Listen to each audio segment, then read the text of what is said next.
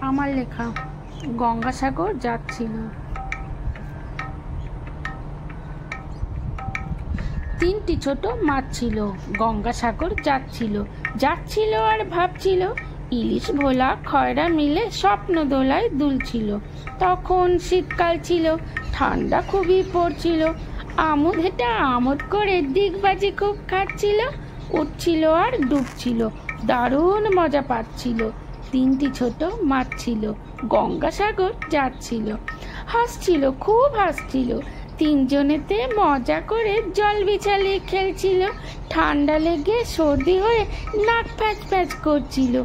যেতে যেতে নদীর পাড়ে ইঁদুর ছানা দেখছিল। ইঁদুর ছানা তাদের দেখে দুহাত তুলে নাচছিল। ইলিশ তখন ইশারাতে ইঁদুরটাকে ডাকছিল। খুশি হয়ে ইঁদুরটা তাই তীরটা ধরে হাঁটছিল। তিনটি ছোট মাছ ছিল, গঙ্গাসাগর যাচ্ছিল। বরফ বরফ ঠান্ডা জলে ডুব দিয়ে ওই বরফ তলে ঝিনুকগুলো তুলছিল। ঝিনুকেরই বুকের মাঝে মুক্ত ঝলক দিচ্ছিল।